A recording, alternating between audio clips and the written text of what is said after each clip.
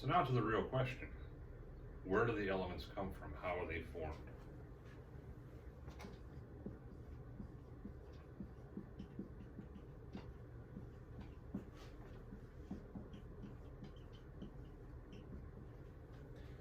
And you may have heard the colloquialism or the expression that we are all made of star stuff.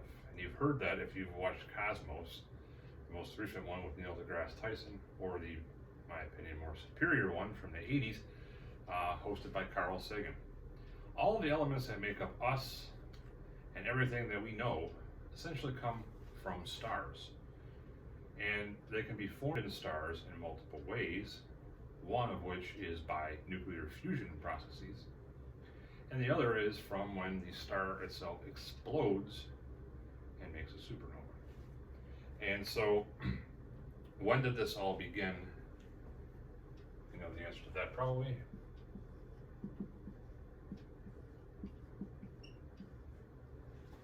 The Big Bang. That's considered to be the origin of the universe.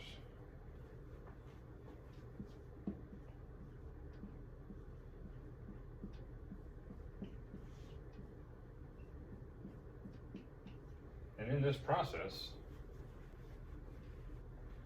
hydrogen and helium initially were formed. Hydrogen is the most abundant element in the universe. All the stars are made up primarily of it. Helium is the second most abundant element in the universe, and stars have quite a bit of those in them too, because what happens in stars is they fuse hydrogen together to make helium. So if you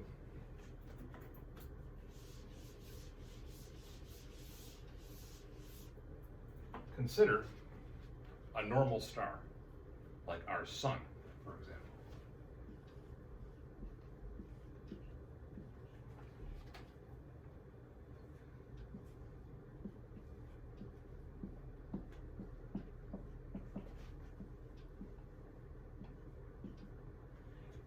We know the sun produces a lot of energy, right? It definitely produces light. It produces heat.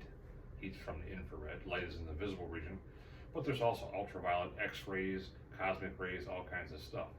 So the sun produces a heck of a lot of energy. And 85% of that comes from the fusion of hydrogen to form helium.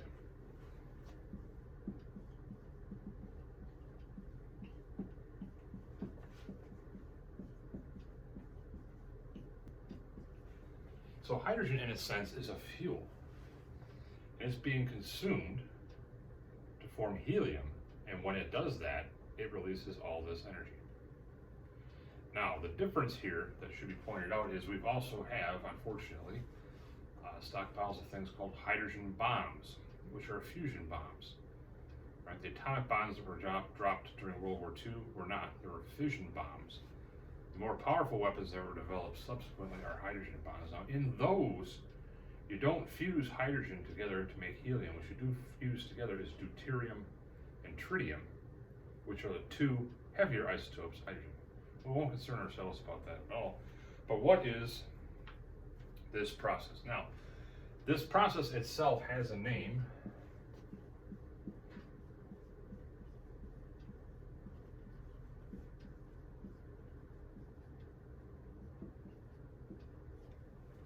And it's called hydrogen burning, which is effectively what it is.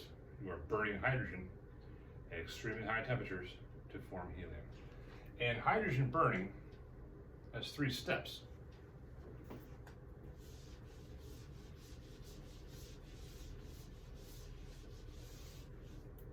So let me take you back momentarily now, probably to your Chem sequence, where you may have talked about, hopefully, nuclear reactions, balancing nuclear reactions. And so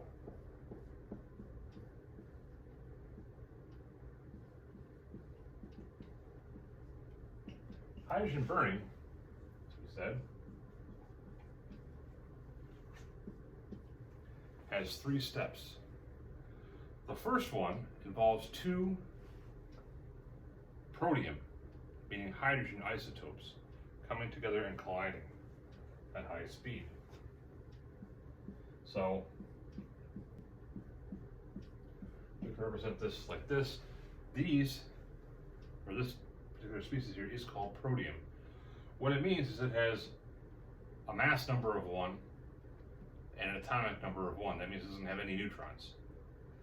And so this is 99.985% of the hydrogen that we have. And this is yet another one of them. What happens is when these things bang together, in one of them, one of these protons turns into a neutron, leaving the other one unchanged. And so a neutron looks like that. A mass number of 1, an atomic number of 0, a neutron. It also spits out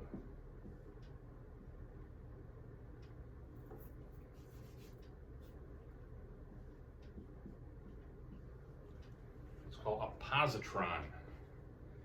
It's an element, a piece of antimatter. This is a real thing. They talk about this in science fiction, like Star Trek and things like that, but antimatter does exist. It's an electron, but instead of having a -1 charge that you would write here, it has a +1 charge. And, not very important, but it does happen, that thing, a neutrino.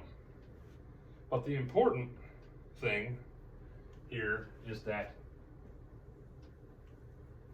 these guys combine. And so if I take protium with 1 proton and a mass number of 1, meaning 0 neutrons, and I add a neutron to it, what do I get? Well, we add these numbers together. 1 and 1 is 2, and 1 and 0 is 1. So if the atomic number is still 1, we have hydrogen. But now we have a hydrogen that has 1 neutron and 1 proton. Mass number 2. This is called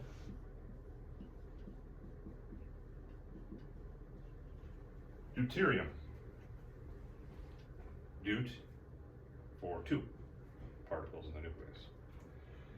Once that happens, then the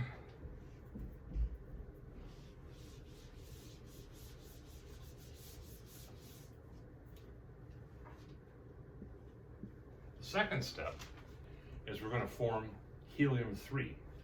Now the stable nucleus we're looking for is helium-4. That's going to be in the third step. But we're going to have some of this deuterium that formed in step 1 bump into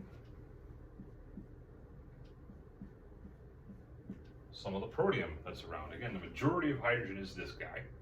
So some of it's going to get together and make this to the reaction we had a second ago. And then these two things will combine. And if we add the numbers up as we just did, we're going to get a 3 for a mass number and a 2 for an atomic number. That means we've turned the hydrogen into helium. This emits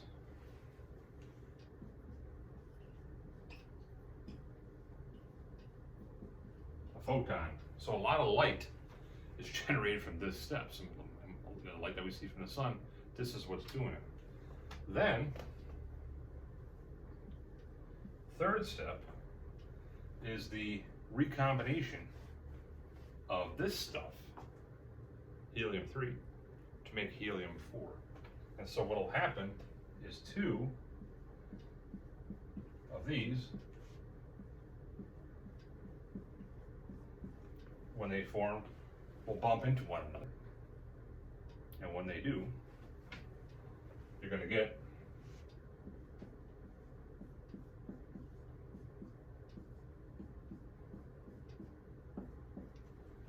helium-4. That's the stable nucleus of helium. And you'll regenerate 2 equivalents of protium out of here. And so this is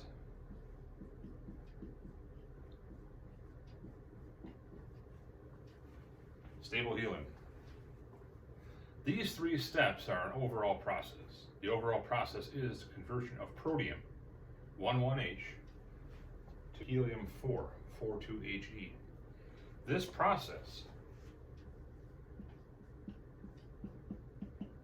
produces a lot of energy. How much?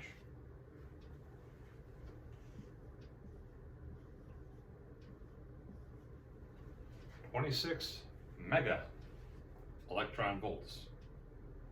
So, if you want to satisfy your curiosity, I don't know which units you're very comfortable with. Are you comfortable with joules?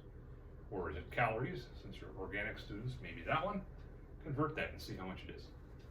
It's a heck of a lot, as you might expect from a reaction like this.